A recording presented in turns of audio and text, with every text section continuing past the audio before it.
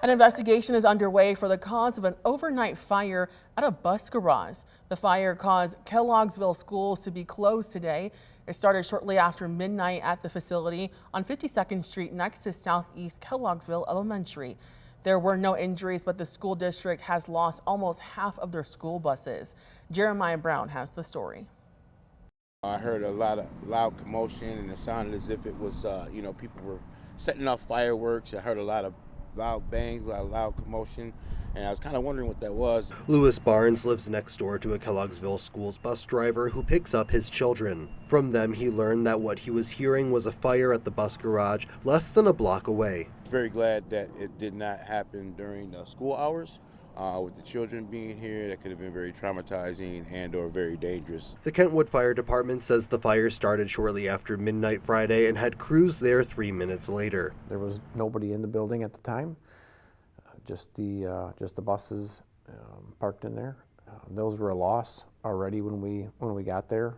The roof was already starting to come in. With the assistance of neighboring departments, most of the fire was put out after 30 minutes, but it took hours to take care of all the hot spots. And it's not uncommon to have a vehicle fire. In this case, the vehicles are parked in the garage, and that's not uncommon either.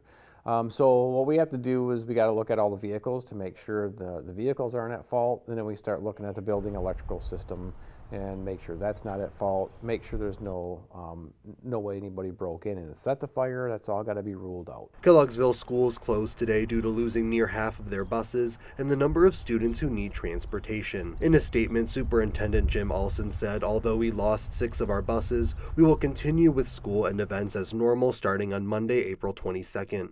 We will be borrowing a few buses from Kentwood Public Schools and or Dean Transportation to get us through the rest of this school year. He also expresses thanks to the Kentwood Fire Department for their quick response.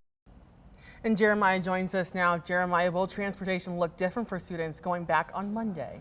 Well, Lauren, Kelloggsville schools have told parents to communicate with their students that the names on their buses may be different for the rest of the school year, as they will be utilizing buses from Kentwood Schools and Dean Transportation until they can replace and rebuild what was lost. Jeremiah, thank you.